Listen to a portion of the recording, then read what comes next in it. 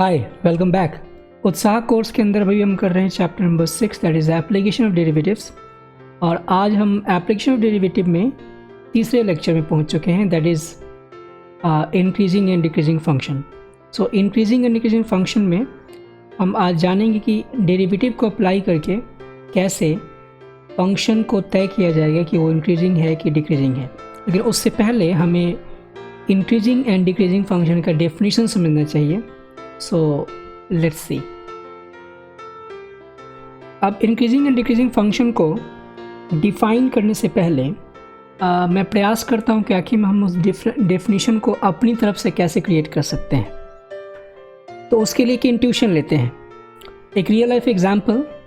Suppose कीजिए आप cricket देख रहे हैं एंड आपको पता है कि क्रिकेट का स्कोर नंबर ऑफ बॉल्स के साथ बढ़ता है। मेरे कहने का मतलब क्या है कि सपोज़ कीजिए कि मैंने स्कोर को डिनोट किया एस से, आप स्कोर को बॉल का फंक्शन बनाना चाहते हो। मतलब कि आपने जब इनिंग की शुरुआत में उस गेम को ऑब्जर्व किया होगा तो हो सकता है कि फर्स्ट बॉल पे 1 रन बना होगा, देन दूसरे बॉल पे फिर 2 रन, वैसे आपने स्कोर को यहाँ पे बढ़ते हुए देखा होगा। तो मान लेते हैं कि ये एस डिनोट करता है कि अब तक जितने भी बॉल्स हुए हैं वहाँ तक के एक्यूमुलेटेड स्कोर की वैल्यू बताता है। मतलब कि अगर मैं इसको फंक्शन ऑफ बॉल बनाना चाहूँ तो ये बी डिनोट करता है कि नंबर ऑफ बॉल सो फार।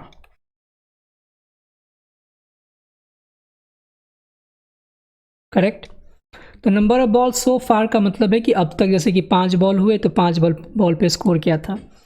तो आप यहाँ देख पा रहे हो कि बॉल की संख्या मतलब जैसे जैसे बढ़ती जाएगी, मतलब जैसे जैसे ओवर्स बढ़ते जाएंगे तो ये स्कोर जो होगा वो बढ़ता जाएगा या फिर एक कुछ अंतराल के लिए नियत भी रहे। तो आप यहाँ पे क्या पा रहे हो कि ये जो बॉल है ये एक इंडिपेंडेंट वेरिएबल की तरह काम कर रहा है, नंबर ऑफ बॉल्स, और उस पर डिपेंड कर रहा है कि स्कोर क्या होगा। लेकिन यहाँ पे आप ध्यान दीजिए कि जो बॉल नंबर ऑफ बॉल्स की बात की जा रही है ये इंडिपेंडेंट वेरिएबल डिस्क्रीट है। मतलब ये कि जो ये b हो सकता है वो नेचुरल नंबर से ही आ सकता है। क्यों? क्योंकि b की वैल्यू 1 होगी, फिर 2 होगी, फिर 3 होगी एंड सो ऑन। तो आपने यहाँ पे समझा कि बॉल के बढ़ने के साथ साथ हम स्कोर में बढ़ोतरी देख रहे हैं या फिर स्कोर वहाँ पे कांस्टेंट रह रहा है कुछ अंतराल के लिए। तो ये एक इंक्रीजिंग फंक्शन का सेंस देता है। लेकिन तरह इसको हम कॉन्टीन्यूअस एग्जाम्पल में देखते हैं। कॉन्टीन्यूअस एग्जाम्पल का मतलब ये कि इंडिपेंडेंट वेरिएबल को हम कॉन्टीन्यूअस रखते हैं। मतलब अब सीधे मैथमेटिकल टर्म में बोलूँ तो जो फंक्शन का डोमेन है वो रियल नंबर है। तो इसको समझते हैं जैसे मान लीजिए मैंने किस स्थान का टेम्परेचर लिया है और समय के साथ सपोज कीजिए कि सुबह 5 बजे से टेम्परेचर मेजर करना हो और दोपहर 3 बजे तक मेजर करना हो। सुबह 5 बजे से लेके दोपहर 3 बजे का मेजरमेंट किया गया और वो अंतराल मैंने माना यहाँ से यहाँ तक का। सपोज कीजिए कि ये कोई इनिशियल टाइम है जहाँ से हमने स्टार्ट किया होगा, not a negative quantity. So let me just write start from here. Let's say this is t is equal to 0 और यहाँ तक हम गए मान लीजिए दोपहर 3 बजे तक। ठीक है। तो इस अंतराल में आप क्या पाओगे कि टेम्परेचर सपोज कीजिए कि उसका बढ़ रहा है। तो आपने क्या ऑब्जर्व किया कि temperature T function of time है, टाइम के साथ टेम्परेचर बढ़ रहा है। तो ये जो आप इंक्रीजिंग फंक्शन कहने के लिए आपके पास ये इंपॉर्टेंट है कि टाइम में आप बढ़ोतरी देख रहे हो। मतलब कि आपको एक्स एक्सिस पे हमेशा बढ़ते चलना है और उसके बढ़ने के क्रम में आप वाई एक्सिस का जो फंक्शन ऑफ t होगा उसमें आप चेंजेस ऑब्जर्व कर रहे हो। तो सीधे तौर पे कहा जाए तो यहाँ पर आपने क्या ऑब्जर्व किया कि t इज इक्वल टू 0 छोटा था t इज इक्वल टू 3 पे, इसको मैं t1 इंटू 2 मान लूँ। और यहाँ पे आपने ये ऑब्जर्व किया कि टेम्परेचर एट t1 छोटा था टेम्परेचर एट t2 से। तो आप ऑब्जर्व कर रहे हो कि ये फंक्शन बढ़ रहा है क्योंकि टेम्परेचर समय के साथ बढ़ रहा है। कल्पना कीजिए दूसरी स्थिति भी हो सकती है कि टेम्परेचर T है, लेकिन इस बार दोपहर 3 बजे से सुबह 5 बजे तक का टेम्परेचर मान लेते हैं। सो दिस इज़ 5 AM हमने माना। तो स्थिति में क्या हो रहा है, आपने ऑब्जर्व किया कि यहाँ पे जो T1 है वो लेस देन T2 है, एंड इससे जो टेम्परेचर है वो धीरे धीरे घट रहा है। So this was greater than the last one. तो अब हम इंक्रीजिंग फंक्शन या डिक्रीजिंग फंक्शन को अगर डिफाइन करना चाहें इस ऑब्जर्वेशन के आधार पे, इस एग्जाम्पल के आधार पे, तो हम कैसे डिफाइन करेंगे।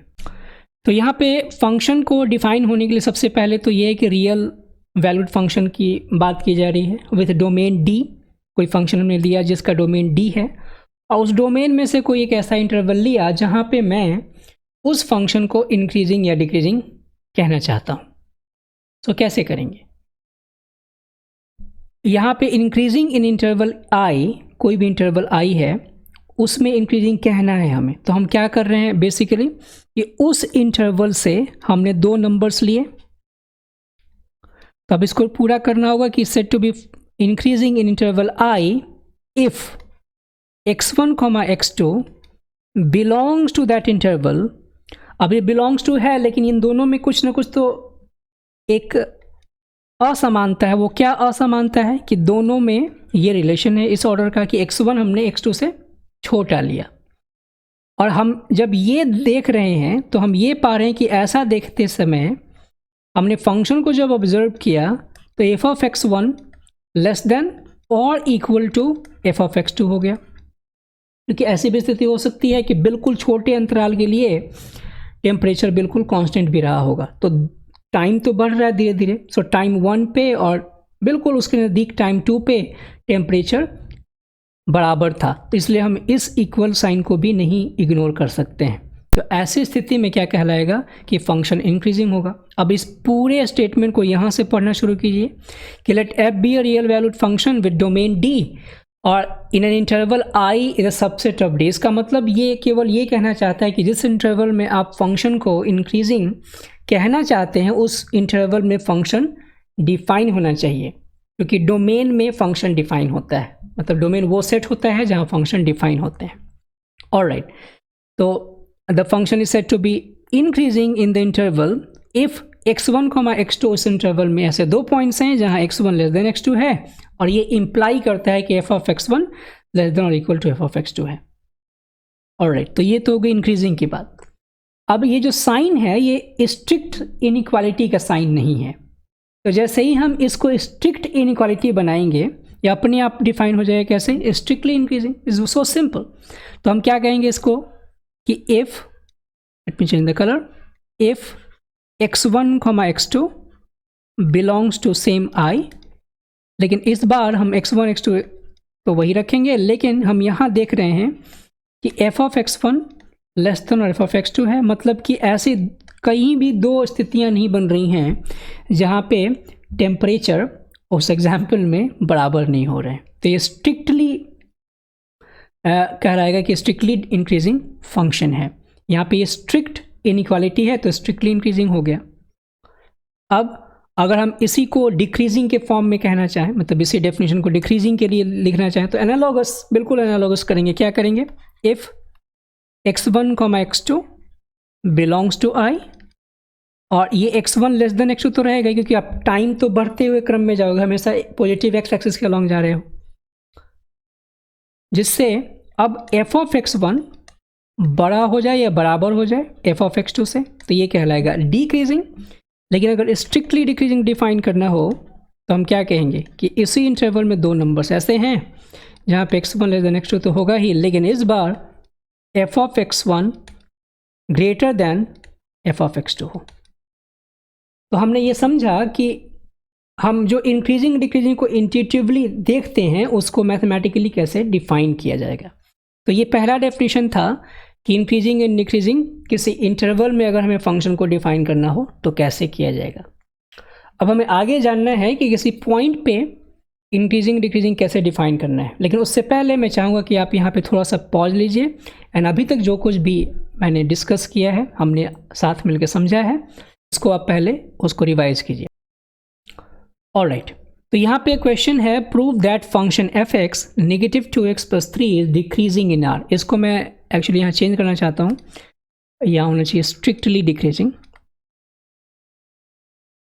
ऑलराइट, तो मैं स्ट्रिक्टली डिक्रीजिंग की बात कर रहा हूँ कि आपको ये प्रूव करना है कि इस इंटरवल रियल नंबर के सेट में ये फंक्शन स्ट्रिक्टली डिक्रीजिंग है। तो कैसे प्रूव करेंगे? देखिए, डेफिनेशन के आधार पे हमें इसको प्रूव करना है। अभी तक जो कुछ भी डिस्कस किया है इसमें डेफिनेशन का आधार लेना है। आगे हम बढ़ेंगे जब डेरिवेटिव का मेन एप्लीकेशन आएगा, लेकिन सबसे पहले मैं आपको समझाना चाहता हूँ कि उसका मेन एसेंस कहाँ है, कहाँ से शुरुआत होनी चाहिए आपकी स्टडी इंक्रीजिंग डिक्रीजिंग फंक्शन के लिए। तो यहाँ पर आप ध्यान दीजिए, आपको करना क्या होता है। आपको करना होता है कि हम कोई भी ऐसे दो नंबर्स को ले लें जिस इंटरवल की बात की जा रही है x1, x2, जहाँ पे x1 लेस देन x2 हो, तो हम ये साबित करना चाहते हैं कि f of x1 less than f of x2 हो।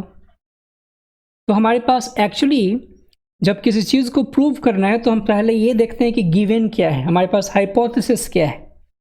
हाइपोथेसिस क्या होगा कि हम ये चीज़ अज्यूम कर सकते हैं, क्योंकि रियल नंबर के सेट में ऐसे दो नंबर्स तो आप अज्यूम कर ही लोगे जिसमें इस ऑर्डर का हो कि पहला दूसरे से छोटा हो। तो यहाँ पर हम वही काम करेंगे, हम अज्यूम करेंगे क्या कि लेट x1, x2, हमने दो नंबर्स लिए, कहाँ से? रियल नंबर के सेट से, क्योंकि उसी इंटरवल में या उसी सेट के अंदर हमें ये इन डिक्रीजिंग प्रूव करना है। कैसा भाई? इन दो नंबर्स को मैंने कैसे लिया? सच दैट, ऐसा लिया कि x1 लेस देन x2 हो जाए, ये हमने लिया। तो हमें प्रूव करना होगा कि f of x1 less than f of x2 है। अगर हमने ऐसा अज्यूम किया है तो इसको मैं यहाँ लिख देता हूँ ताकि आपको सेंटेंस ये पूरा लगे। Such that x1 less than such that x1 less than x2। Okay, अब हम इस गिवन कंडीशन से ये प्रूव करना चाहते हैं f of x1 less than f of x2। तो ज़रा देखिए, हमें f ऑफ x1 लाने के लिए इस में x1 की x की जगह पे x1 रखा हुआ लाना चाहिए। तो हम ये से शुरुआत करते हैं। देखिए क्या करेंगे, अगर हमारे पास देखा जाए तो x1 लेस देन x2 दे रखा है, तो अगर आप इसको कंस्ट्रक्ट करना चाहते हो तो आपको ध्यान होगा 11th क्लास के अगर मेरे लेक्चर्स को आप देखोगे संयम कोर्स के अंदर, तो वहाँ रेंज को फाइंड करने के लिए इसी टेक्निक को मैंने बताया है कि आप कैसे गिवन कंडीशन से फंक्शन को सीधे कंस्ट्रक्ट करोगे। तो कंस्ट्रक्ट करने का मतलब क्या है कि अगर x1 लेस देन x2 दे रखा है तो हम इसमें पहले 2 मल्टीप्लाई कर लेते हैं। क्यों मल्टीप्लाई किया भाई? क्योंकि हम ये देख रहे हैं कि इसमें 2 मल्टीप्लाई है x में, फिर माइनस का साइन मल्टीप्लाई कर लेते हैं। लेकिन माइनस मल्टीप्लाई करते ही इनइक्वालिटी क्या हो जानी चाहिए? रिवर्स हो जानी चाहिए। तो ये इधर चला जाएगा, मतलब नेगेटिव x2 अब छोटा हो जाएगा नेगेटिव ऑफ 2x1 से। अब 3 ऐड कर देते हैं तो हो जाएगा negative 2x1 plus 3 greater than negative 2x2 plus 3। लेकिन अब जरा ऑब्जर्व तो कीजिए कि ये जो चीज़ है पूरा ये यही बताता है कि f ऑफ x1 है, क्योंकि x1 आप डालोगे फंक्शन में तो यही तो मिलेगा। और ये क्या है? f ऑफ x2 है। तो हमने स्टार्ट कहाँ से किया था कि x1 लेस देन x2, और हमने कंक्लूड कहाँ किया? f of x1, I think मैंने यहाँ पे गलत लिख दिया था, डिक्रीजिंग साबित करने के लिए मुझे ये करना चाहिए, but I know you got the idea. तो हमने ये साबित कर दिया। हमने क्या साबित किया? So what we actually get is x1 less than x2 implies f of x1 greater than f of x2. So हमने ये साबित किया कि f is decreasing, correct? और decreasing कहाँ? in r, क्योंकि r के किसी भी दो नंबर को ये रिप्रेजेंट करता है। समझ में आई बात? तो ये तो हुआ कि फंक्शन को इंक्रीजिंग या डिक्रीजिंग, आई मीन स्ट्रिक्टली यहाँ पे मैं जोड़ दूँ ताकि का जो क्वेश्चन था उसके आधार पे ये सही है। ओके, अब अगर मान लीजिए कोई थोड़ा सा सेंटिमेंटल होकर ये सोचेगा कि अगर स्ट्रिक्टली ना प्रूव करके हमें केवल डिक्रीजिंग कहना हो, तो हम रियल नंबर में क्या ऐसा दो नंबर देख सकते हैं जिनके ऊपर इनकी फंक्शन की वैल्यू बराबर हो जाए? नहीं निकाल पाइएगा, है ना। आप कोई भी ऐसे दो नंबर निकाल लें रियल नंबर के पूरे सेट में एग्जाम्पल के तौर पे, तो उन दो इंसिडेंसेस पे अगर फंक्शन की वैल्यू हो जाए बराबर, तो हम क्या कह सकते हैं कि वो स्ट्रिक्टली नहीं, मतलब डिक्रीजिंग है। साथ साथ ये चीज़ फॉलो होना चाहिए, f(x1) greater than f(x2). Anyway, तो आपने ये समझा कि डेफिनेशन के आधार पे हम फंक्शन को स्ट्रिक्टली इंक्रीजिंग, स्ट्रिक्टली डिक्रीजिंग कैसे प्रूव करेंगे। स्ट्रिक्टली इंक्रीजिंग के लिए भी हम ऐसे ही सोचेंगे। अब आते हैं अपने अगले टॉपिक पे, वो है हाउ टू डिफाइन। हम कैसे डिफाइन करेंगे कि कोई फंक्शन एक पॉइंट पे डिक्रीजिंग या इंक्रीजिंग कब कहा जाएगा। उस डेफिनेशन को समझने के लिए यहाँ पे मैंने एक ग्राफ ड्रॉ किया है और यहीं से मैं शुरुआत करूँगा आपको समझाना। मान लीजिए कि मैंने एक पॉइंट लिया, सपोज कीजिए वो पॉइंट है लेट्स से 2, ये पॉइंट है मान लीजिए 2, और ये पॉइंट 2,0 पे इस फंक्शन की वैल्यू कुछ होगी। तो अगर मैं 2 डालूंगा तो ऑफ कोर्स ये मिलेगा आपको 2, करेक्ट। ये हो गया आपके पास 2,2, इतना क्लियर है। लेकिन सपोज कीजिए मैं आपसे पूछता हूँ कि भाई आप ऐसा कीजिए कि मुझे 1.9 पे जिस फंक्शन का बिहेवियर होगा कि वो इंक्रीजिंग है कि डिक्रीजिंग है, ये बताइए। मैं वैल्यू नहीं पूछ रहा हूँ, ये ध्यान दीजिए। कहाँ पे प्रूफ पूछ रहा हूँ? 1.9 पे। सो मेरे कहने का मतलब ये है कि is f increasing at 1,9 at x is equal to 1.9, 1,9 नहीं 1.9। तो कैसे हम करेंगे इस चीज़ को? तो देखिए, अभी आप अगर सीधे जंप टू प्रॉब्लम वाले स्टूडेंट में से हो तो आप सोचोगे सीधे डिफ्रेंशिएट कर देंगे एंड सो ऑन, उस पर आएंगे हम। लेकिन मैं आपको बताना चाहता हूँ कि डेफिनेशन के आधार पे आप कैसे सोचिएगा इसको। डेफिनेशन आपका ये कहता है कि x1 और x2 दो ऐसे नंबर लेंगे अगर इंक्रीजिंग हमें साबित करना है, तो जिससे कि f(x1) लेस देन f(x2) आ जाए। तो अगर मैं उसी को कंसिडर करूं तो आप इंट्यूटिवली सोच सकते हैं कि अच्छा मुझे x इज इक्वल टू 1.9 पे ये देखना है, तो हम क्या करेंगे, उसके इर्द गिर्द हम ऐसे दो नंबर्स ले लेंगे जिसके बीच में 1.9 लाई करता हो। तो इंट्यूटिवली आप ये तो सोचेगा नहीं कि अच्छा मैं क्या करता हूँ कि एक पॉइंट ले लेता हूँ यहाँ पर जो कॉरेस्पॉन्ड करता है 1.8 को, मतलब ये है 1.8 के लिए, और एक पॉइंट यहाँ पे ले लेता हूँ जो है 1.9 और इसको मैं 8.9 ले लेता हूँ, 1.89 ऐसे लिया जा सकता है।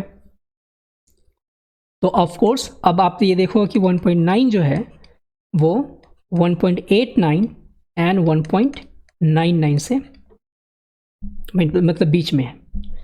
तो हमने किया क्या बेसिकली कि इसको मैं मान रहा हूँ कि वो x1 है और इसको मान रहा हूँ कि x2 है। तो अगर f(x1) लेस देन और f(x2) आ जाए तो आप इतना तो श्योर है ना कि 1.89 से लेकर 1.899 तक फंक्शन इंक्रीजिंग है। इसका मतलब कि उसके बीच में जो नंबर आया होगा वहाँ पे फंक्शन क्या हो जाएगा, इंक्रीजिंग हो जाएगा। That's it. तो यही तो तरीका है। इसका मतलब अगर मैं इसको सॉल्व वगैरह नहीं करने वाला, ये बिल्कुल न्यूमेरिकल मेथड है, एनालिटिकल मेथड है। मैं आपको केवल एक आइडिया देना चाहता था। तो अब अगर मान लीजिए कि किसी पॉइंट पे आपको फंक्शन को ये डिफाइन करना पड़े कि वो इंक्रीजिंग या डिक्रीजिंग कैसे लिखा जाएगा, तो इसी को हम वहाँ पे जनरलाइज कर देंगे। कैसे करेंगे? Let's just join me. तो डेफिनेशन 2 हम समझते हैं अब कि increasing and decreasing at a point. तो हमने मान लिया फिर से वैसा ही कि let f be a real valued function जिसका डोमेन d है, और हम उस डोमेन के अंदर एक ऐसा पॉइंट x0 लेते हैं जहाँ पर हमें इस फंक्शन को कहना है कि वो इंक्रीजिंग है या डिक्रीजिंग है। तो उसको हम आधार मान दे, जो एग्जाम्पल भी बताया था। अगर इंक्रीजिंग एट x0 है तो हम क्या कहना चाहते हैं कि if there exist an open interval A B in which function is increasing, that's it. लेकिन उस ए बी जो ए कोमा बी इंटरवल है उसके अंदर ये एक्स नॉट लाई करना चाहिए ना। आई मीन उसको भी यहाँ पे इंक्लूड करेंगे। Increasing at x naught if there exist an open interval such that x naught is contained in a comma b और and then in which function is increasing. हम ये कह रहे हैं कि आप एक्स नॉट जिस पे आपको इंक्रीजिंग बताना है उसके लिए एक ऐसा इंटरवल ढूंढिए, ओपन इंटरवल, जिसके अंदर एक्स नॉट लाई करता हो, लेकिन उस इंटरवल में ये फंक्शन इंक्रीजिंग होना चाहिए। समझ रहे हैं बात? कोई जैसे डिक्रीजिंग करना हो तो हम कहेंगे क्या, such that x not belongs to A comma B in which function is decreasing. क्योंकि इंक्रीजिंग और डिक्रीजिंग का जो डेफिनेशन है वो तो आपने पहले ही कर दिया है, तो इसलिए हमें केवल इतना कह देना काफ़ी है कि हम एक्स नॉट जिस पॉइंट पे इंक्रीजिंग डिक्रीजिंग कहना चाहते हैं वो ऐसा हो जो किसी ऐसे ओपन इंटरवल के अंदर हो जिस ओपन इंटरवल में पहले से फंक्शन इंक्रीजिंग या डिक्रीजिंग है। It's so simple. I hope कि आप इस वीडियो को फिर से रिवाइज करिएगा और आपको जो जो मैंने बोला है उसको समझने का प्रयास कीजिएगा। ओके, अगर नहीं भी समझ रहा है तो डजंट मैटर, आप धीरे धीरे समझ जाइएगा, जस्ट स्टिक विथ मी।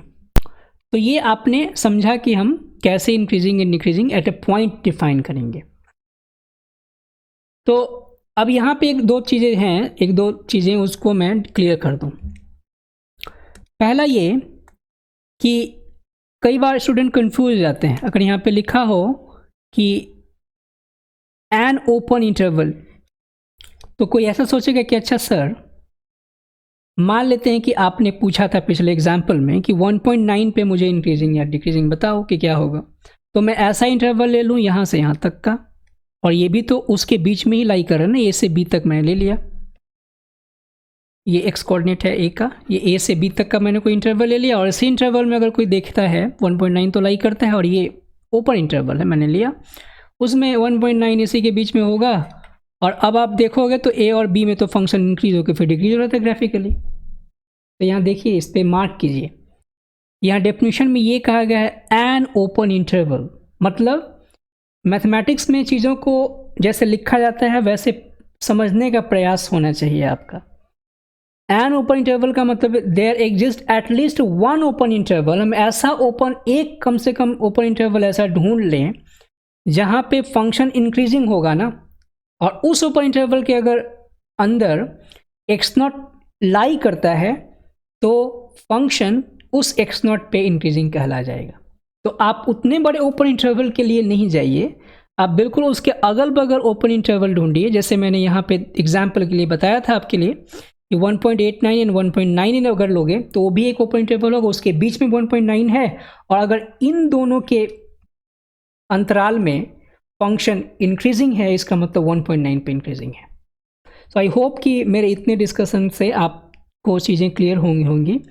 तो अब हम वैसे ही अप्रोच लेते हैं, सीधे जंप करते हैं अपने थ्योरम पे, लेकिन फिर से थ्योरम को हम प्रूव करेंगे, not exactly that approach, slow approach, लेकिन थोड़ा सिस्टमेटिक होके। तो बढ़ते हैं। अब यहीं से स्टूडेंट शुरुआत करते हैं। आप लोग जब भी शुरुआत करते हो इंक्रीजिंग डिक्रीजिंग का चैप्टर, मतलब टॉपिक, उसमें आप सीधे इस थ्योरम को आपके सर ने पढ़ाया होगा एंड देन उसके बाद यहीं से आप शुरू कर देते हो। तो आपने पीछे जो कुछ भी पढ़ाया है उसको फिर से रिवाइज कर लीजिएगा। देखते हैं ये क्या है। थ्योरम है sign of derivative confirms the behaviour. ये मैंने अपने नाम से, अपनी तरफ से दिया है नाम इसका, ताकि आपको ध्यान रहे। और is also called first derivative test.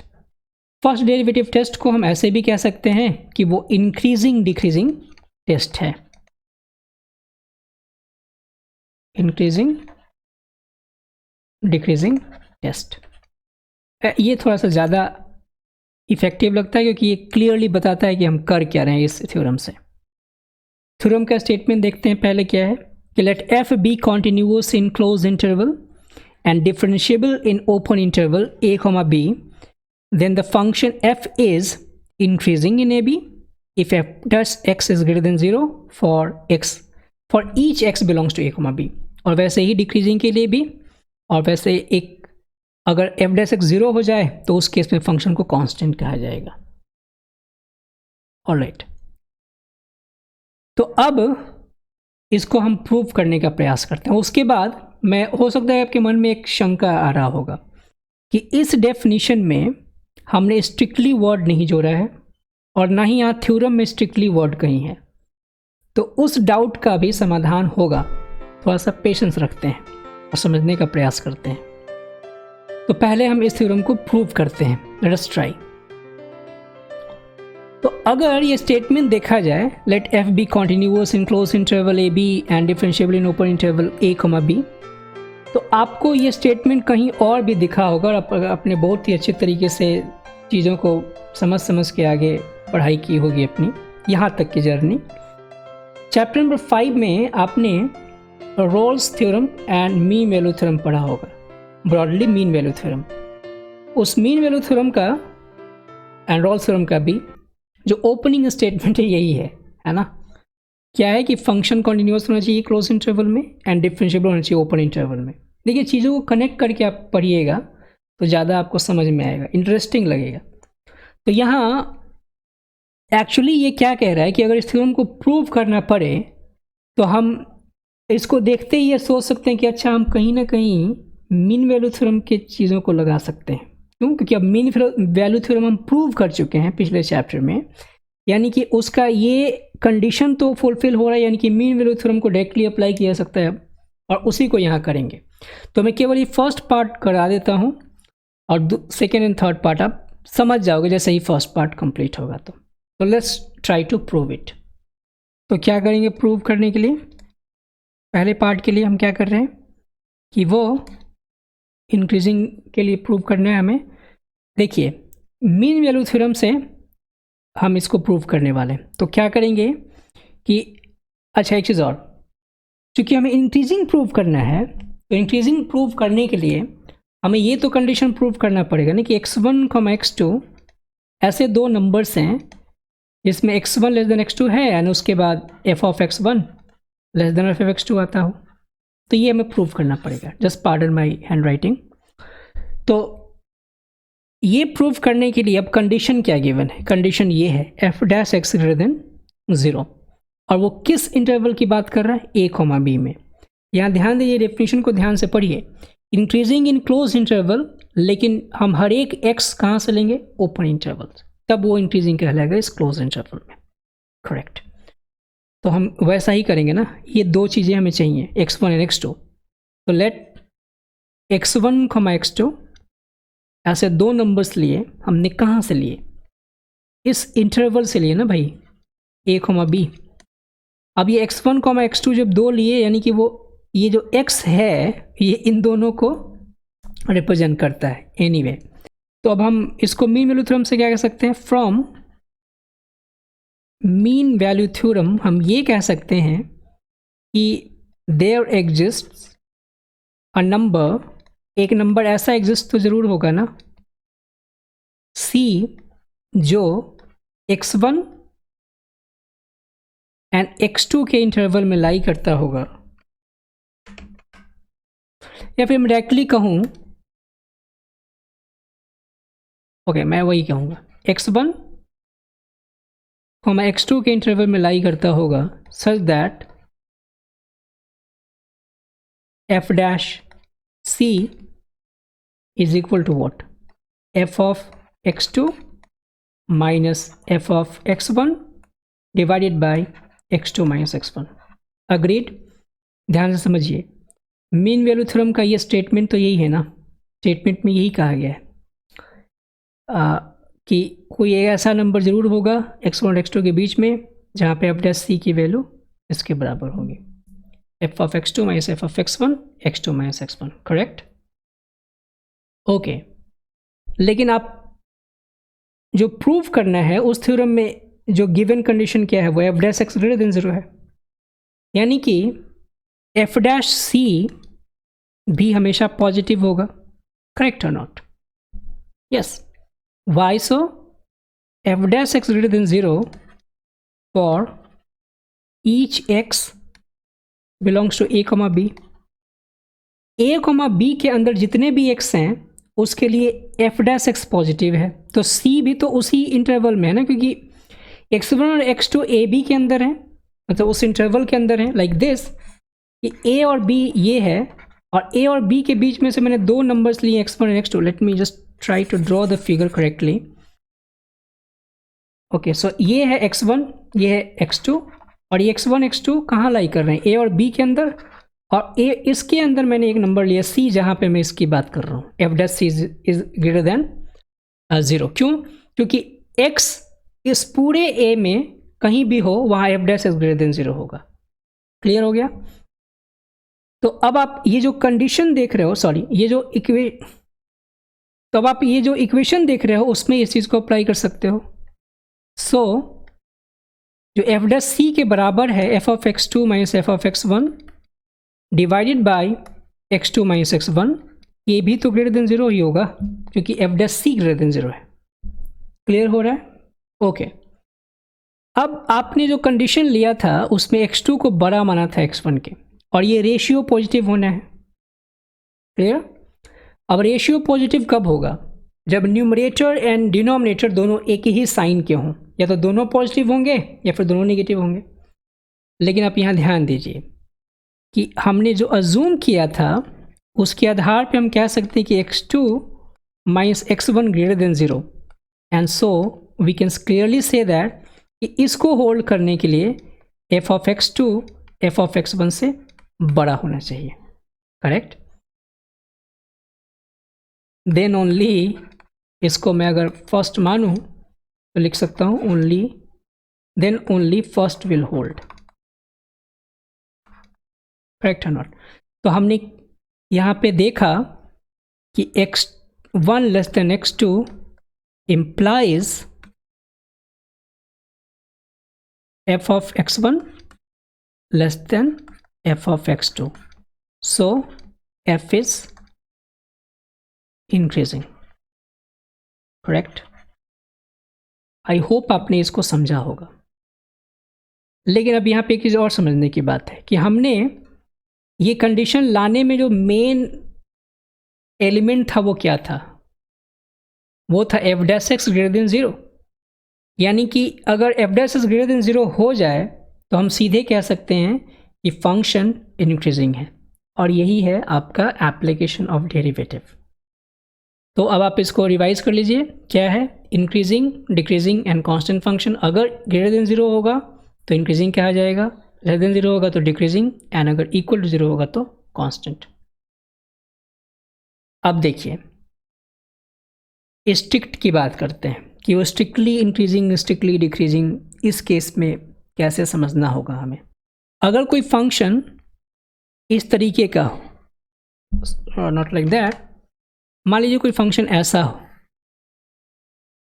तो उस केस में इस पॉइंट x1 और इस पॉइंट x2 तक फंक्शन का डेरिवेटिव 0 कहा जा रहा है।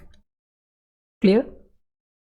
तो ये तभी संभव है क्योंकि हम यहाँ पे ऐसे फंक्शन को एक तरीके से नहीं, मतलब एक ही डेफिनेशन से नहीं बता सकते। हमें बताना पड़ेगा कि यहाँ तक यहाँ कुछ और फंक्शन था, यहाँ तक कुछ और फंक्शन, एंड सो ऑन। एक बहुत ही अच्छा एग्जांपल है एक्स क्यूब का। अगर ग्राफ आप ये लीजिएगा तो आप इस फंक्शन का डेरिवेटिव अगर लेंगे, फंक्शन है एक्स क्यूब, एंड फंक्शन का डेरिवेटिव अगर लेंगे तो ये मिलेगा 3x²। और आप यहाँ ऑब्जर्व कीजिए कि 0 पर इस फंक्शन का डेरिवेटिव 0 हो रहा है ना? तो अगर फंक्शन का डेरिवेटिव 0 पे 0 हो रहा है तो मोमेंटरीली वो थोड़ी देर के लिए फंक्शन कैसा बना होगा?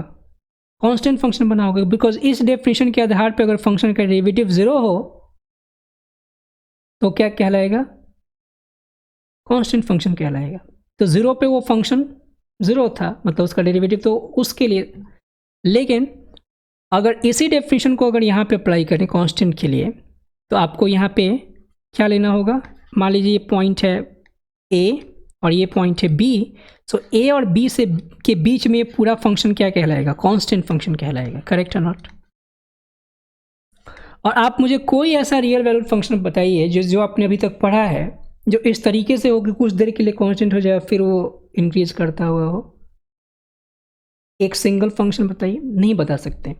उसके लिए हमें करना क्या पड़ेगा? इसको डिफाइन करना पड़ेगा अलग अलग तरीके से, ताकि वो कंटिन्यूअस भी रहे और डिफरेंशिएबल भी रहे। सपोज कीजिए कि मैंने एक ऐसा एग्जांपल लिया एक्स स्क्वायर, और इसको मैं लेता हूँ x लेस देन 0। यहाँ ले लिया मैंने 0 और इसको लिया x लेस से 0 से लेके 5 तक, और यहाँ मैंने लिया x माइनस 5 का होल स्क्वायर, और ये ले लिया मैंने x greater then 5। I have just created it. See it, क्या होना चाहिए आप देखिए। अगर इस ग्राफ को आप ड्रॉ कीजिएगा, so what you get, x square कब है, जब 0 से छोटा है। एक्स स्क्वायर का ग्राफ 0 से छोटे वैल्यू के लिए कैसा होता है, लाइक दिस। और अगर मैं 0 पे बात करूं तो 0 से लेके 5 तक के कांस्टेंट है, लाइक दिस। और फिर मैं x minus 5 the whole square करूं, सो आई होप कि मैंने यहाँ पे निगेटिव साइन दे देता हूँ, तो ये जो होगा फिर अब ऐसे चला जाएगा ये 5 के बाद। तो आपने देखा कि ये फंक्शन क्या है, डिक्रीजिंग है, क्योंकि कुछ अंतराल में ये फंक्शन क्या हो रहा है, कांस्टेंट बन रहा है। लेकिन आप कोई भी ऐसे फंक्शन देखोगे तो वो क्या मिलेगा, जहाँ पे फंक्शन का डेरिवेटिव ग्रेटर देन 0 है, तो क्या समझना है, वो स्ट्रिक्टली की बात ही कर रहे हैं, क्योंकि जैसे ही वो 0 के बराबर होगा कांस्टेंट हुआ होगा। और अगर ऐसे डिस्क्रीटली या फिर पीस वाइज डिफाइन नहीं है, तो अगर किसी पर्टिकुलर इंस्टेंट पे 0 होगा तब भी तो वो स्ट्रिक्टली इंक्रीजिंग कहा जाएगा ना, क्योंकि एक नंबर पे अगर किसी एक पर्टिकुलर इंस्टेंट पे फंक्शन का डेरिवेटिव 0 है, इसका मतलब वो उस केवल एक इंस्टेंट के लिए कांस्टेंट बना है। मेरी बात आपको समझ में आई होगी, आई होप। तो आपको केवल स्ट्रिक्टली पे स्ट्रिक्ट नहीं रहना है, आपको जब भी इंक्रीजिंग या डिक्रीजिंग वर्ड भी मिल रहा है तो आपको दिमाग में रखना है कि वो स्ट्रिक्टली की ही बात कर रहे हैं। ऑलराइट, बढ़ते हैं आगे। ऑलराइट, देखिए मुझे नहीं पता कि मेरे सामने इन सब वीडियोस को देखने वाले स्टूडेंट्स किस लेवल के हैं। इस वजह से मेरा पूरा प्रयास रहता है कि हर एक स्टूडेंट को मैं समझाने का प्रयास करूं और हर एक स्टूडेंट को सारी चीज़ें डेप्थ में अच्छी तरीके से समझ में आए। और मैं कहाँ तक सक्सेसफुल हूँ आई डोंट नो, लेकिन it's just my effort. Anyway, तो अब समझते हैं कि इनको हम एप्लीकेशन कैसे करेंगे, मतलब डेरिवेटिव का एप्लीकेशन कैसे करेंगे। तो 3 बातें आपको याद रखनी है कि फंक्शन का डेरिवेटिव ग्रेटर देन 0 हो तो फंक्शन कहलाएगा इंक्रीजिंग, लेस देन 0 हो तो डिक्रीजिंग, एंड कांस्टेंट होना होगा तो फंक्शन का डेरिवेटिव 0 होगा। क्लियर। तो अब हम एप्लीकेशन करेंगे डेरिवेटिव का। ये फंक्शन है और ये शो करना है आपको कि ये इंक्रीजिंग है रियल नंबर के सेट में। तो अब हम सीधे जाएंगे कैलकुलस पे इस फंक्शन का डेरिवेटिव फाइंड करने के लिए। तो फंक्शन का डेरिवेटिव निकाल लीजिए, हो जाएगा 2, और कॉट इनवर्सेस का डेरिवेटिव हो जाएगा -1 by 1 plus x square, and log of this quantity तो पहले होगा 1 by square root of 1 plus x square and minus x, and then हम अब इसमें अप्लाई कर रहे हैं क्या, चेन रूल। तो ये हो जाएगा 1 by 2 root 1 plus x square -1, और no there is a chain rule again, तो मुझे यहाँ पे लिखना पड़ेगा 2x। ओके, तो इसको मैं लिख देता हूँ 2x। ओके, यहाँ आप देखिए 2 से 2 कैंसिल हो जाएगा और बचेगा हमारे पास ये सारा कुछ लाइक दिस। इसको सिंप्लीफाई करेंगे, हो जाएगा 1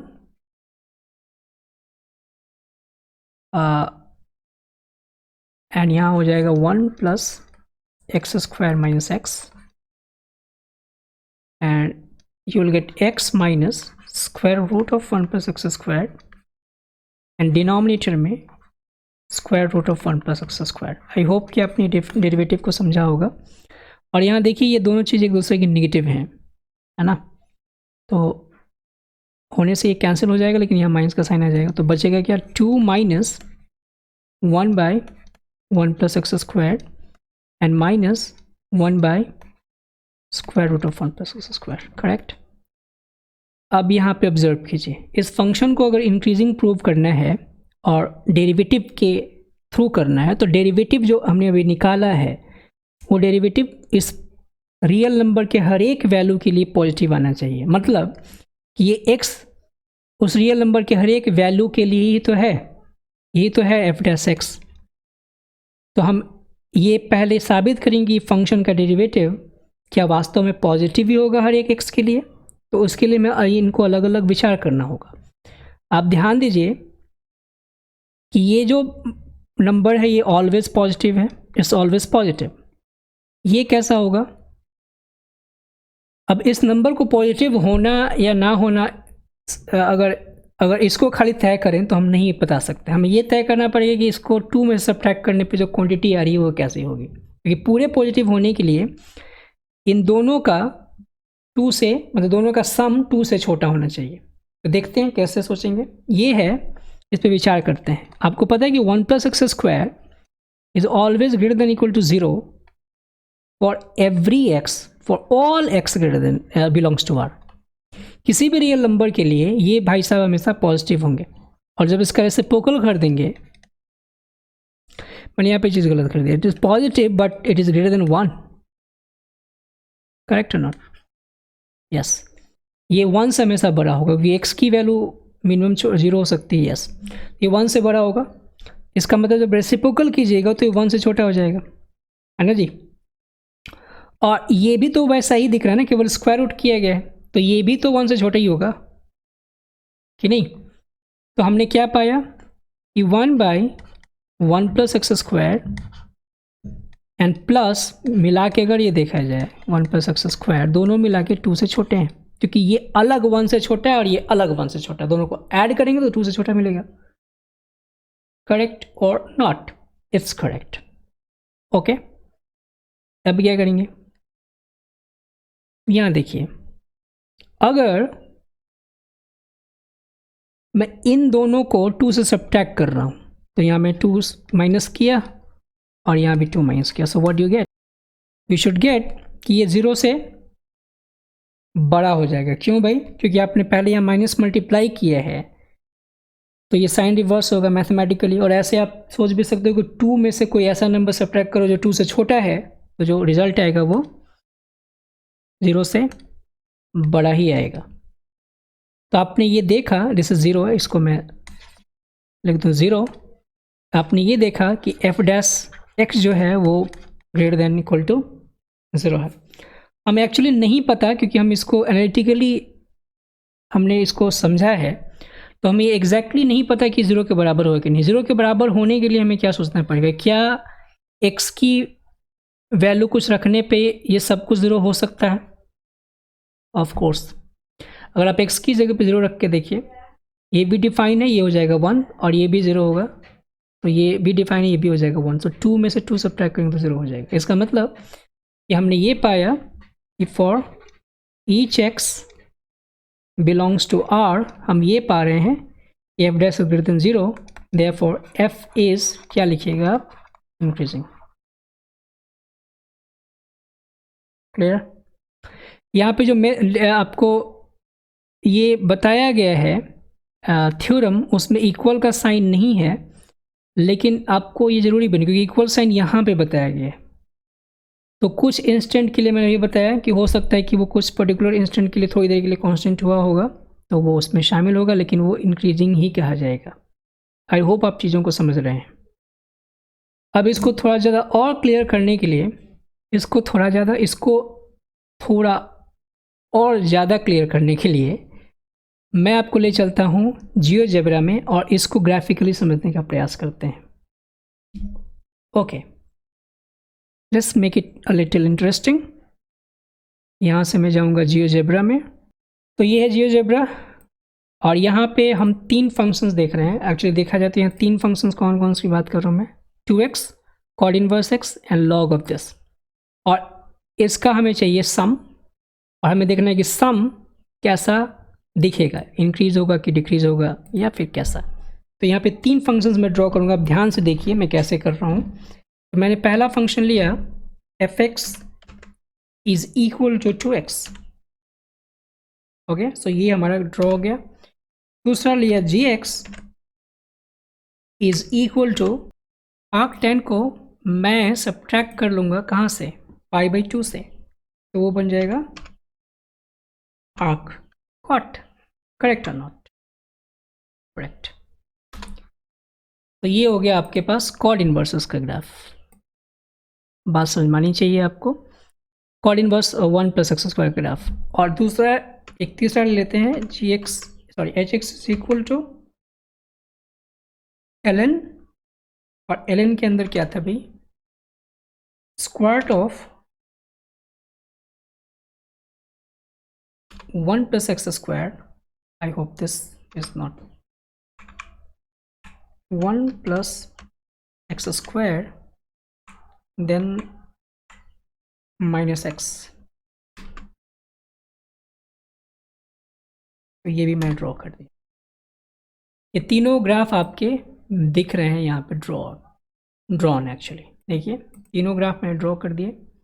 हमें करना है तीनों का सम। तो हम क्या करेंगे, सिंपल एक तीसरा या एक और फंक्शन लेते हैं, लेट्स से ux, और ये ux है इन तीनों का सम। सो विल सिंपली से f + g + h, and now you can see that. तो ये है आपके पास जो फंक्शन हमने अभी देखा है उसका ग्राफ। अगर मान लीजिए कि इस फंक्शन को आपने डिफ्रेंशिएट किया होता तो डिफ्रेंशिएशन आपका ये मिलता, दिस वन, एंड उसके बाद आप तय करते। और आप ये भी समझ रहे हो कि x की जगह पे अगर 0 डालोगे तो इसका फंक्शन का डेरिवेटिव क्या आने वाला था, 0। इसको आप कैसे कंफर्म कीजिएगा जियोजेब्रा में। अगर मैं चाहता हूँ कि u का डिफ्रेंशिएशन हो तो हम लिखेंगे u prime x, and you can see कि यहाँ जो मिला है simplified, not so simplified but आप देख रहे हो कॉम्प्लिकेटेड है थोड़ा सा, वो उसका ये इसका डेरिवेटिव का ग्राफ है। और डेरिवेटिव के ग्राफ में आपने ये ऑब्जर्व किया, देखिए डेरिवेटिव कहाँ 0 हो रहा है। अगर मैं u'(x0) मतलब फाइंड करना चाहता हूँ तो हमें वो कहाँ दिख रहा है, u'(x0). Oh, I have done a mistake in it. That should be tan inverse x only. Okay. So now you can see ये सब कुछ वैसे ही चल जाएगा। ये हमारा फंक्शन है डेरिवेटिव का, जो ग्रीन वाला दिख रहा है वो आपका डेरिवेटिव का फंक्शन है, और ये है ओरिजिनल फंक्शन। तो ये इंक्रीजिंग है, देखिए आप। और f'(x) u'(0) कहाँ मिल रहा है, 0 पे। तो आपने समझा कि हम इसको ग्राफिकली कैसे एक्सप्लोर करेंगे। Let's see some other questions. और उसके लिए मैं फिर अब जियोजेब्रा में नहीं जाऊँगा, अदरवाइज वीडियो बहुत ही लंबा हो जाएगा। अलग से कभी मैं सबको जियोजेब्रा में डिस्कस करूँगा। Let's see.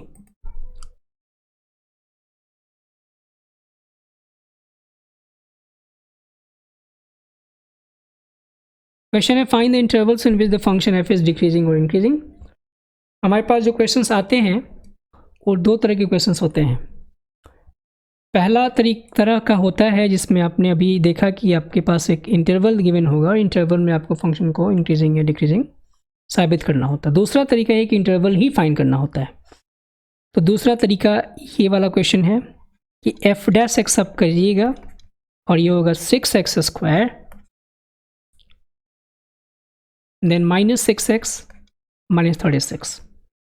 अब हमें फंक्शन के डेरिवेटिव का साइन चाहिए। साइन का मतलब है कि या तो आप ये देख रहे हो कि f'(x) पॉजिटिव हो या फिर <0 हो। स्टूडेंट बिना समझे इसको 0 से इक्वेट करते हैं। अगर पूछोगे 0 से इक्वेट क्यों करते हैं, इसके पीछे लॉजिक क्या? लॉजिक ये है कि आपको साइन चाहिए कि या तो फंक्शन का कि डेरिवेटिव का साइन पॉजिटिव होना चाहिए या फिर नेगेटिव होना चाहिए, यानी कि <0 या फिर <0। 0 से इक्वेट करने का मतलब ये है कि हम वो ढूंढ रहे हैं ऐसा नंबर जहाँ पे 0 हो जाए। तो अगर जहाँ पे 0 हो जाए उसके बाद हम उसके इर्द गिर्द देख सकते हैं कि फंक्शन का डेरिवेटिव 0 से बड़ा कब होगा, 0 से छोटा कब होगा, यानी कि पॉजिटिव या नेगेटिव कब होगा। यही रीज़न है बस। तो यहाँ पे अब इसको जब फैक्टराइज करोगे तो you will get x - 3 and x + 2 yes.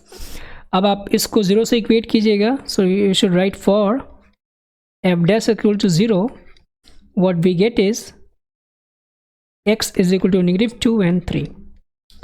अब एफ डैश एक्स 0 हो रहा है -2 और 3 पे, तो आप 3 के बाद के कुछ नंबर्स पे कंसिडर कीजिएगा, 3 के पहले या -2 के बाद और -2 से पहले। तो इसके लिए टेक्निक क्या है, साइन डायग्राम का टेक्निक, जहाँ हम सीधे लिखते हैं sine of f dash x, और यहाँ पे आपको दोनों नंबर्स लिख देने होते हैं -2 and 3, और फिर आपको देखना होता है कि 3 से ऊपर कोई नंबर अगर इस एफ डैश एक्स में रखा जाएगा तो आप देखिए कि दोनों फैक्टर पॉजिटिव आएंगे, प्रोडक्ट पॉजिटिव हो जाएगा। -2 और 3 के बीच में कोई नंबर रखिएगा तो नेगेटिव आ जाएगा एफ डैश एक्स, और इससे पहले रखिएगा तो ये हो जाएगा पॉजिटिव।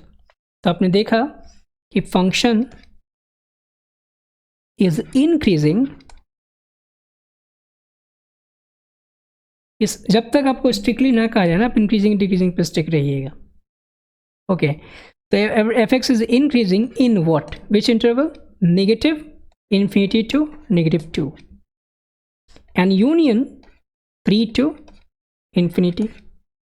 एंड अगर मैं डिक्रीजिंग की बात करूं तो कहाँ होगा भाई, फंक्शन इज डिक्रीजिंग इन, इनके बीच में -2 to 3। That's it. ऑलराइट, एक और क्वेश्चन देखते हैं, find the interval in which the function strictly increasing और डिक्रीजिंग। तो यहाँ पे स्ट्रिक्टली की बात की जा रही है, देखते हैं कैसे निकलता है।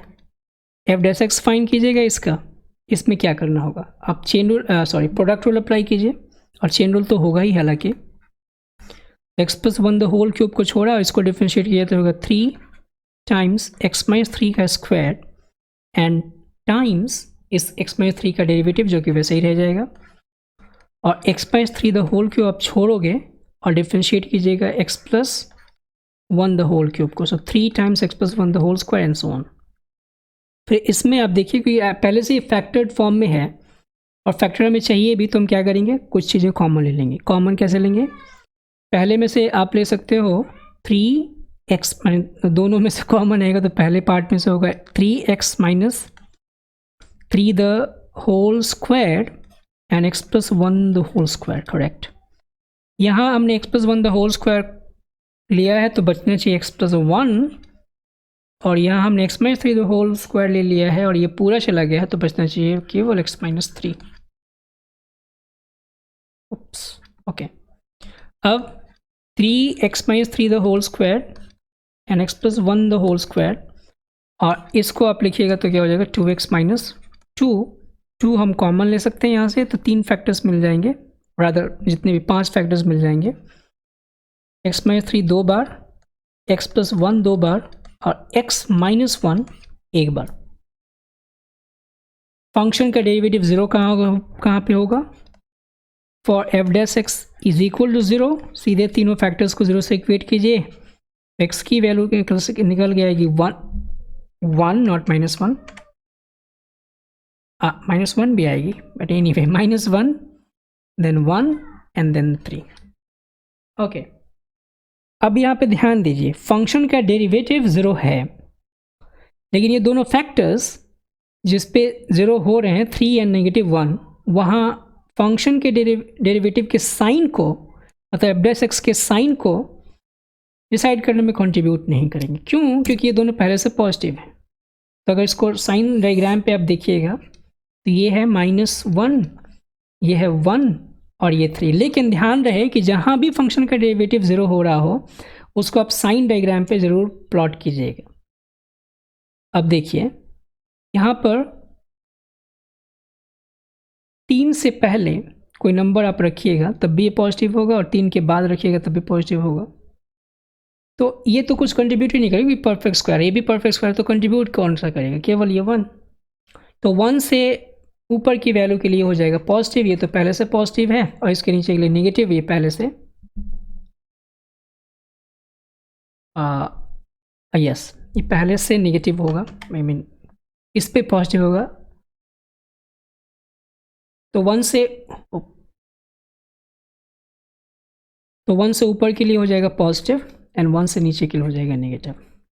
अब यहाँ ध्यान दीजिए, कहा गया स्ट्रिक्टली इंक्रीजिंग एंड डिक्रीजिंग। जब स्ट्रिक्टली इंक्रीजिंग और डिक्रीजिंग की बात की जा रही है तो यहाँ पे हम ऐसा कोई इंसिडेंट नहीं लिखेंगे जहाँ पे फंक्शन का डेरिवेटिव 0 हो रहा होगा। क्यों? है ना? तो यहाँ पे स्ट्रिक्टली इंक्रीजिंग या डिक्रीजिंग आपको लिखना है तो लिखिएगा स्ट्रिक्टली इंक्रीजिंग। कहाँ से कहाँ तक हो रहे भाई? 1 से लेके 3 तक एंड देन 3 से इन्फिनिटी तक। और स्ट्रिक्टली डिक्रीजिंग आप लिखिएगा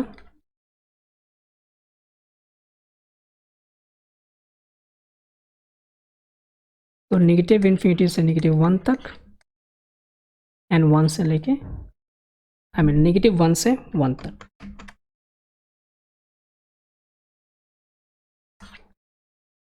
ऑलराइट, यहाँ क्वेश्चन है find the intervals on which f is increasing और डिक्रीजिंग। तो इसके लिए हमें क्या करना पड़ेगा? फंक्शन का derivative is 4 sine cube x cosine cos x and then 4 cosine cube x then negative sine x. फिर यहाँ से कॉमन आ जाएगा क्या? देखिए 4 साइन एक्स कोसाइन एक्स और यहाँ बच जाएगा साइन स्क्वायर एक्स माइनस और यहाँ बच जाएगा कोसाइन स्क्वायर एक्स। ओके, आप देखिए sign square x minus cosine square x को लिखा जा सकता है cos 2x नेगेटिव साइन के साथ। तो यहाँ लिख दूँ मैं माइनस और ये जो है इसको मैं लिख सकता हूँ 2 लेके बाहर, इस 2 को कॉमन लेके 2 साइन एक्स कॉस को लिख सकता हूँ 2 साइन एक्स, सॉरी, तो 2 साइन एक्स इसको लिखा और इसको लिख दिया मैंने कोसाइन 2x। अब मैं क्या लिख रहा हूँ? ये साइन 2x होगा ना, 2 साइन एक्स कैसे होगा? Sorry for that, sine 2x। Okay, अब ये माइनस कैसे है? बिकॉज हमने sine square x minus cos square को लिखा माइनस कोसाइन 2x। ओके, अब ये 2 साइन थीटा कॉस थीटा फिर से आ गया तो लिखेंगे क्या? साइन 4 थीटा यानी कि साइन 4x। आई होप मैंने सही किया है। Okay, sine 4x।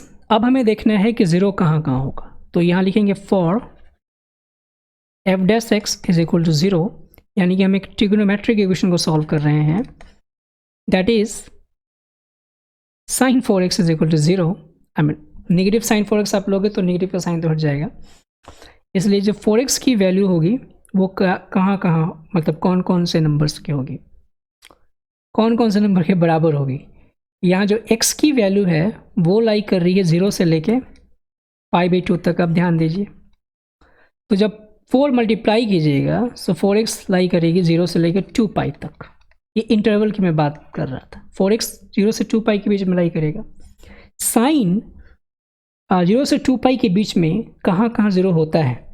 पहला तो बेचारा वो 0 पे ही होता है ना, लिख दिया 0। फिर कहाँ 0 होता है? पाई पे भी होता है। फिर कहाँ होता है? 2π पे। ये तो 3 नंबर से जहाँ साइन, मैंने देखो ये एंगल लिया है, साइन 0 होगा इन एंगल्स पे, जब ये एंगल 4x 0 बन जाए, पाई बन जाए और 2π बन जाए। लेकिन हमें तो चाहिए x पे कंडीशन ना, तो हम इस पूरे को फिर से डिवाइड कर देंगे 4 से, तो ये जो रहेगा 0, ये रहेगा π/4 और ये रह जाएगा π/2। आपने समझा? अब इंटरवल जो x के लिए था वो 0 से π/2 था, उसके बीच में ये 3 नंबर्स आ गए। अब हम यहाँ पे सीधे देखेंगे डायग्राम, 0 से लेके π/2 और केवल एक नंबर यहाँ पे है π/4। क्लियर? 0 से π/4 के बीच में हमें ये चीज़ कंसिडर करना है। यहाँ पे 0 से π/4 के बीच में क्या होगा, आप ऐसे भी समझ सकते हो। मान लीजिए मैंने इसके पैरेलल यहाँ पे एक और डायग्राम देख लिया, वो किसके लिए? 4x के लिए, 0 पाई एंड 2π। ऐसे समझिएगा, ज़्यादा इजी हो जाएगा। ये किसके लिए किया मैंने? 4x, साइन 4x के लिए। ये किसके लिए कर रहा हूँ मैं? साइन x के लिए। 0 से पाई के बीच में साइन 4x कैसा रहेगा भाई? पॉजिटिव, यानी कि उसके कॉरस्पॉन्डिंग 0 से पाई/4 के बीच में साइन x कैसा रहेगा? पॉजिटिव। और पाई से 2 पाई के बीच में साइन कैसा रहता है? निगेटिव, यानी कि उसके कॉरस्पॉन्डिंग इसमें रह जाएगा निगेटिव। That's it. तो हमने देखा कि जो फंक्शन इंक्रीजिंग था 0 से पाई/4 और डिक्रीजिंग पाई/4 से पाई/2। तो मैं सीधे इसको यहाँ पे लिख दूँ इंक्रीजिंग और यहाँ लिख दूँ डिक्रीजिंग। ऑलराइट, तो आई होप कि मैंने इस पर्टिकुलर टॉपिक को डिस्कस करने में जितना एफर्ट लगाया है उस एफर्ट के बदले में आपने इसको समझा होगा सही से। अगर फिर भी कुछ चीज़ें छूट गई होंगी या फिर कहीं डाउट आपके रह गए होंगे, कुछ शंकाएँ, कुछ क्वेश्चंस, प्रॉब्लम्स रह गए होंगे, so please let me know, उसको मैं अलग से सेपरेटली डिस्कस करूँगा। यहाँ पे एक कन्फ्यूज़न हमेशा रह जाता है कि स्ट्रिक्टली इंक्रीजिंग और स्ट्रिक्टली डिक्रीजिंग में क्या करें। तो देखिए बहुत सारे बुक्स में, मतलब अगर अलग अलग बुक्स देखेंगे तो वो डिपेंड करता है ऑथर के ऊपर। मैंने जिस बुक को फॉलो किया है जो कि है एसेंशियल कैलकुलस अर्ली ट्रांसेंडेंटल, तो ये जेम्स स्टीवर्ट की बुक है और इसी के आधार पे मैंने फंक्शन के डेरिवेटिव होने के लिए जो थ्योरम है वो मैंने देखा है। देखिए जितने भी आप बाहर के ऑथर के बुक देखिएगा कैलकुलस में, उसमें स्ट्रिक्टली वर्ड बहुत आपको कम मिलेगा। और अभी आप आगे बढ़िएगा ये क्लासेस में तो स्ट्रिक्टली एक सेंस में तो रहता है, लेकिन जब हम जनरली फंक्शन को इंक्रीजिंग डिक्रीजिंग कहना चाहते हैं, so we simply call it is increasing and decreasing. ये आपको धीरे धीरे समझ में आएगा, लेकिन फिर भी अगर आपको स्पेशली इस पे चर्चा करना हो तो आप मुझे ज़रूर बताइएगा। ओके, सो अब आप क्वेश्चन को प्रैक्टिस कीजिए और जो भी असाइनमेंट यहाँ लिंक में आपको मिला है उस असाइनमेंट के आधार पे अगर आप प्रैक्टिस कीजिएगा सो आई होप कि आप अच्छा कर पाएंगे। सो मिलते हैं अगले लेक्चर में। अगले लेक्चर में हम लोग करेंगे अप्रॉक्सीमेशन, जो नेक्स्ट एप्लीकेशन है डेरिवेटिव का, एंड बाकी जो जियोजेब्रा के आधार पे इन सब चीज़ों को डिस्कस करना है तो उसको मैं अलग अलग छोटे छोटे क्लिप्स, छोटे छोटे वीडियोज़ में टाइम टू टाइम डालता रहूँगा। So see you in the next video with approximation and hope you are doing well. Stay safe. Thank you.